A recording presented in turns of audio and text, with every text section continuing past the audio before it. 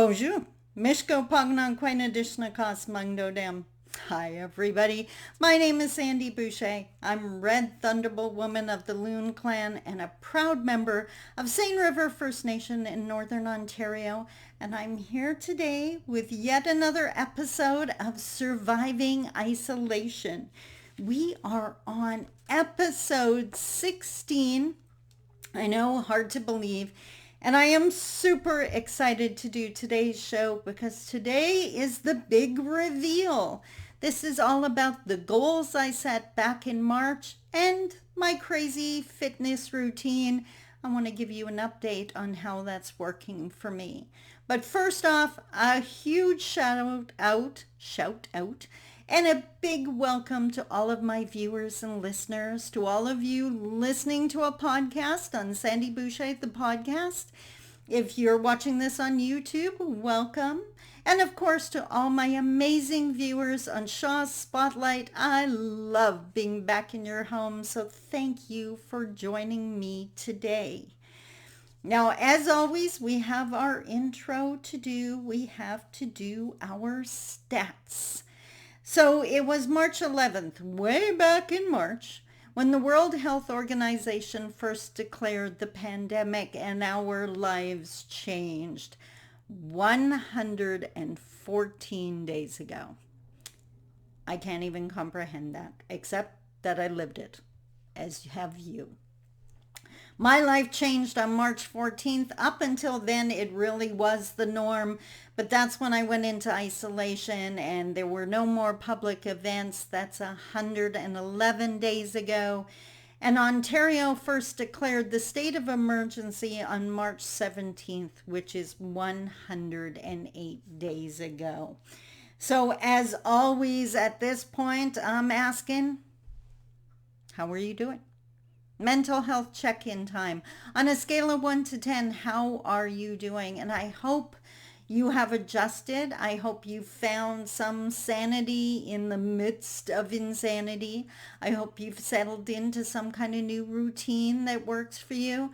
And I hope you found a way to honor yourself, your emotional needs, your physical, spiritual, and mental needs. I hope all of that is working out for you. And I'd love to hear how you're doing. So please send me a message. You can go through the Surviving Isolation Facebook page. Makes it super easy to reach me. I would love to hear how you're doing. But now it's time for the big reveal.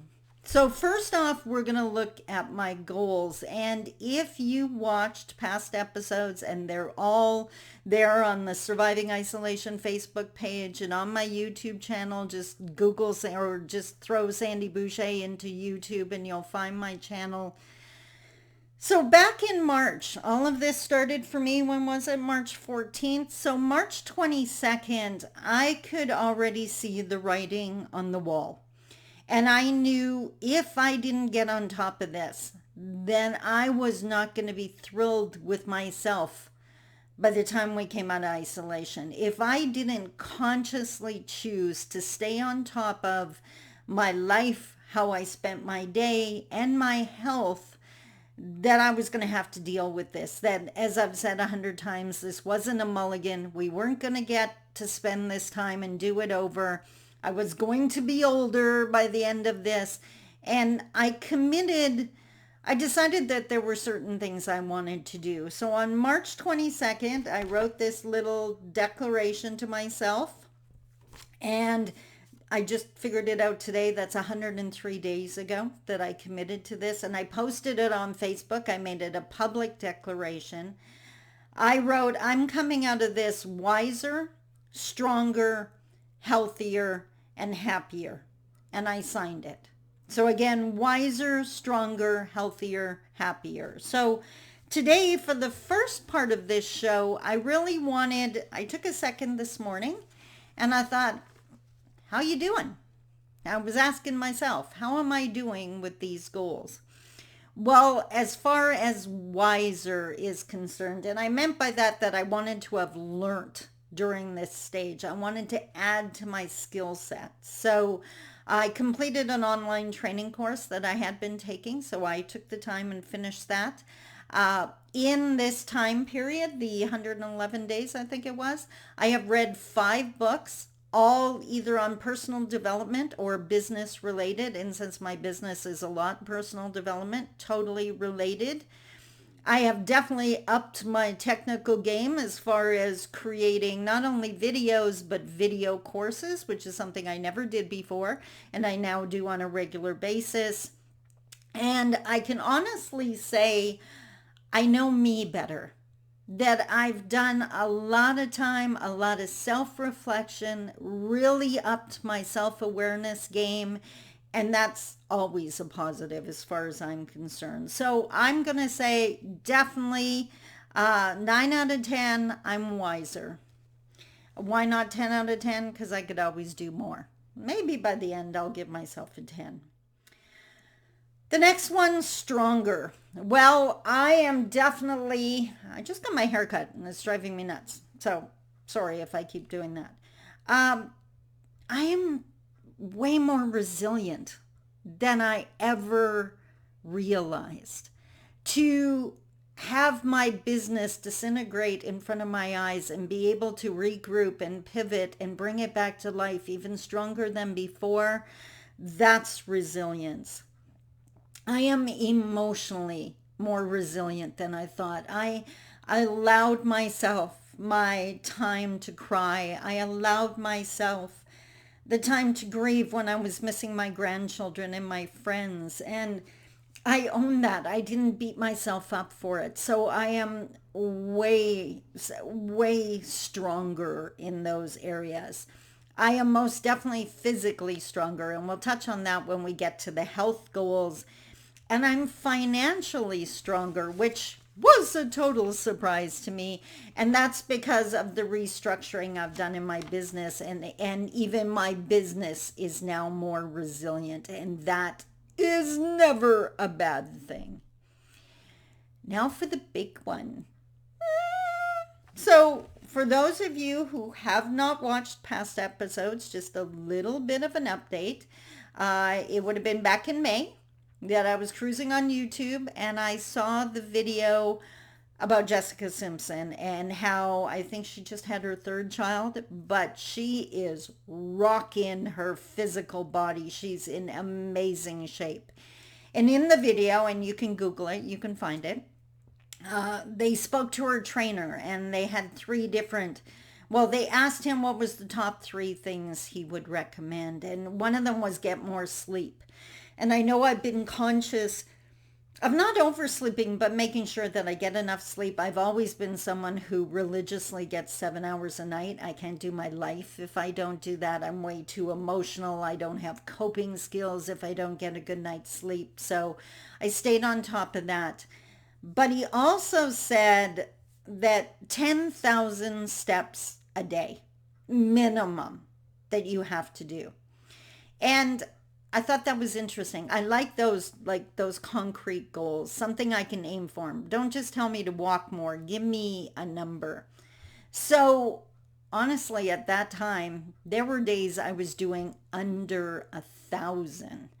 And he was saying I should do 10,000 a day. So I thought, can I even do this? Well, the very first day I did 5,000, just walking around my condo. And then a friend of mine and I went out to see a local landmark that I had never been to, which is another great thing about this time period, just allowed me to enjoy my life. And by the end of that day, when I got home, I was at like 9,000 steps and I was like, oh my God, I can do this. So I did it and I did the 10,000 and that was like maybe the last week of May. I started doing 10,000 steps a day. And that's when I noticed, and I use my handy dandy phone app to do this. And by the way, just for the fun of it, let's see where I am right now as far as today. So as of right now, 8,230 steps. I've done 6.2 kilometers so far today. So we'll just let the camera adjust there. That's not bad. I'm like over halfway to my goal for today. So that was the end of May, but me being me, I noticed that by doing 10,000 steps, I was just under 10 kilometers. And I like the sound of 10 kilometers better. So starting in June 1st, I committed to doing 10 kilometers a day or 300 kilometers for the month.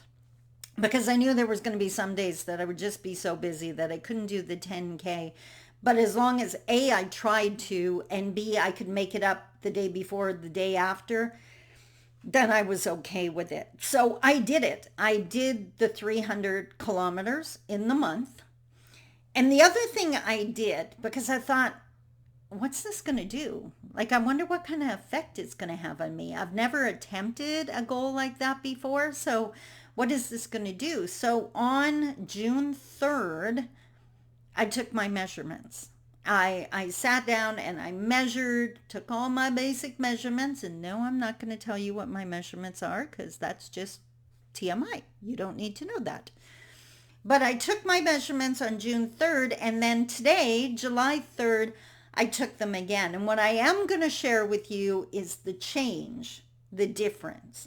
So the first one was weight. How did I lose weight? And when I did the research, they were saying that you would lose about a pound a week. And I just want to look, I have it written down here in my day book. So I have lost, I have it right here.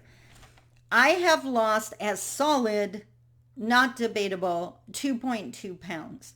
And I say that because sometimes your weight fluctuates, but those numbers have been consistent for the last 3, 4, 5 days, right in around there. So I know I've lost that weight, and I'm totally happy with that because honestly, what I've noticed is the energy level.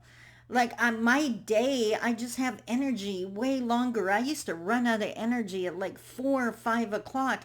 And now I run out at like 8:30, 9 o'clock at night. I feel healthier. Now in a past show, I commented that for those of you who wanted to try this, and I have some people who have increased their numbers just walking around their house or their apartment or whatever the case may be, because all of this is done inside my condo. I'm not outside walking in this heat. I'm inside my air-conditioned condo. I had mentioned in a past show that I was feeling it in my core, that clothes were fitting differently. So I was really interested in finding out what the difference was.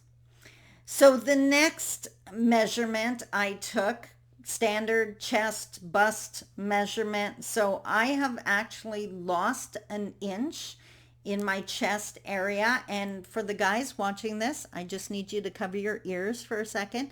This is not for male consumption. To the women out there, I'm not upset about losing that inch because it's all about those two words that we never say in mixed company. Back fat.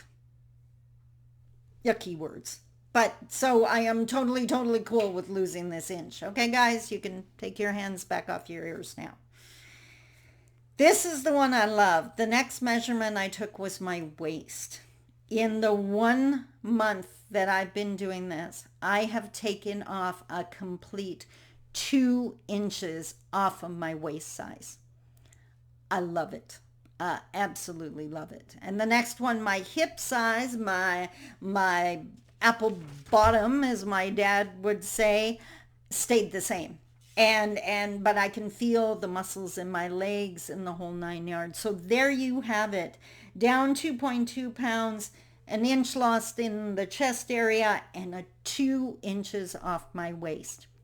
Now, am I saying that's going to happen for you? Well, I think some people may see less results. Some may see a lot more depending on what you're eating, because that ties into this too, and what your activity level was before you start. And of course, if there's any kind of issue that you think it might be an issue for you to be doing that, please consult your doctor. I am not a medical professional.